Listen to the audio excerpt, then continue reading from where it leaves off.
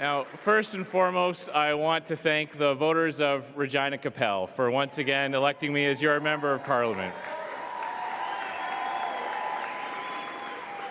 And thank you to all the volunteers that worked hard in the campaign office and who knocked on doors, put up signs. Joan Bayless, thank you so much for running a campaign while I was being the Member of Parliament for Regina Capel is an honor that I will never take for granted, and I will work hard every day to repay the trust that you have put in me. I also say thank you to all 336 Conservative Party candidates for your hard work during this campaign.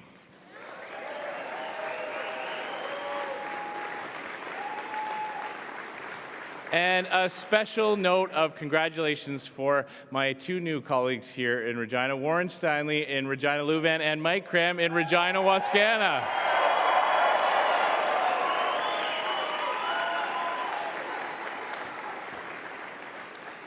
And to everybody across the country who joined our Conservative team over the last 40 days, whether you knocked on doors, put in lawn signs, made a donation, or simply told your friend and neighbor why you were voting Conservative, our party is strong, it is united, and we are on the march, ladies and gentlemen.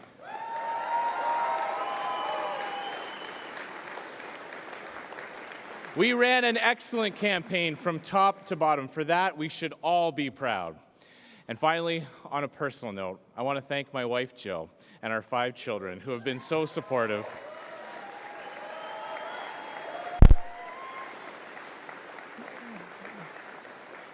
During all the long weeks and months on the road, no matter where public life has taken me or will take me, the greatest honor of my life is to be a husband and dad.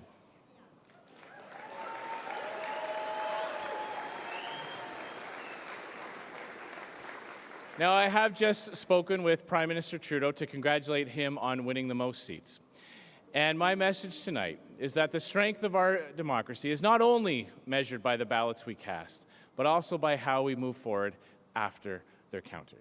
And while tonight's result isn't what we wanted, I am also incredibly proud.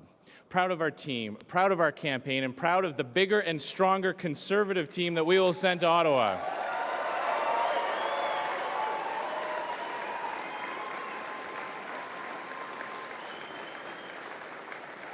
Now, there are still a number of really close races, so we don't know for sure how many more Conservatives Canadians will send to Ottawa tonight.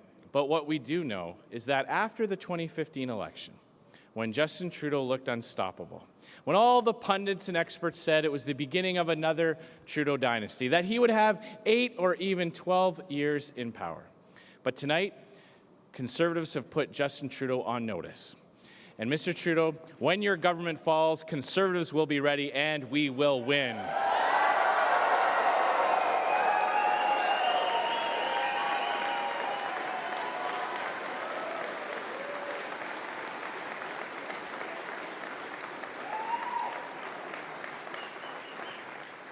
The fact is, Canadians have passed judgment on this Liberal government. Now, not only have they lost over 20 seats, but Mr. Trudeau has also lost votes and lost support in every region of the country.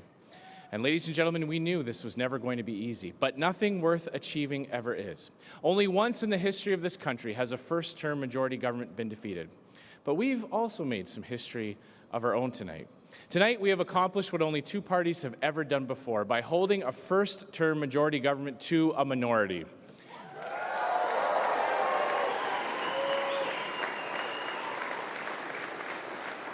We have picked up seats and support in almost every region of the country. And at the time I walked onto the stage, we are leading the popular vote, ladies and gentlemen. More Canadians wanted us to win this election than any other party. And remember 2004, Stephen Harper's first election. He erased Paul Martin's majority and then went on to lead a Conservative government that lasted for nearly 10 years. This is how it starts. This is how it starts. This is the first step. And now we are heading back to Ottawa with a much bigger team, with more support from coast to coast, and with an endorsement from the Canadian people that we are the government in waiting. Because, ladies and gentlemen, Canada needs us. With the rise of the separatist Bloc Québécois and our dominant results in Western Canada tonight, Canada is a country that is further divided. Big nation-building projects and major industries remain under attack, keeping thousands of Canadians out of work and holding back our nation's potential. Our country is mired in deficits and sinking further into debt, threatening public services and even higher taxes. Canadians are falling further and further behind, with household budgets stretched farther than ever before. And as economic headwinds are gathering against us, we're as vulnerable as a country as we have ever been to the next inevitable downturn. But although the challenges we face are indeed big, I remain hopeful. Because Canada was built on conservative values, ladies and gentlemen, and conservative values will be what get us back on track.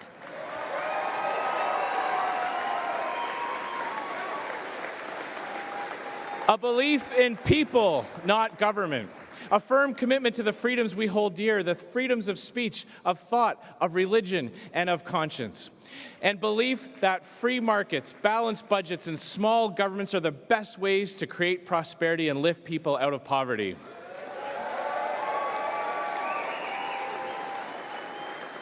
And a country where hard work is rewarded, not punished, and where the government realizes that the best way to help Canadians get ahead is to lift people up, not tear people down.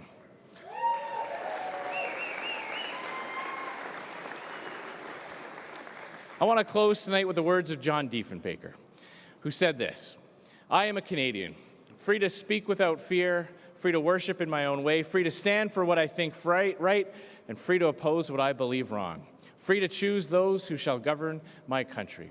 This heritage of freedom I pledge to uphold for myself and all mankind." And as we look ahead to the challenges we will face in the next few years, we must take these timeless words to heart.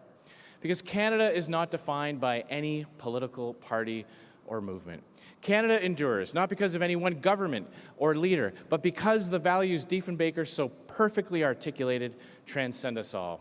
It is because we are free. Free to worship, free to speak, and free to believe. It is because we are equal in opportunity and before the law. And it is because we are strong in character and in principle and in action. It is because we are all these things that Canada shines for everyone. And Conservatives must always uphold these values, no matter what may come. Because if we should suffer them to falter, so too would Canada itself. Ladies and gentlemen, our story is just beginning. But let's remember this feeling: coming close, but falling just short. And let's use it as fuel to redouble our efforts, because our work is not over. Canadians are counting on us.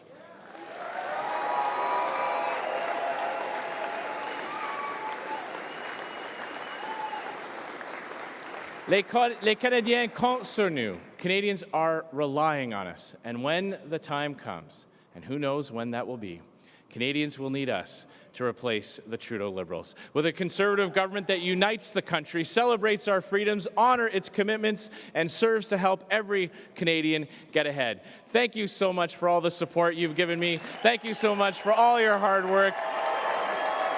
From the bottom of my heart, thank you for your commitment to this party and the ideals that we stand for. Merci beaucoup.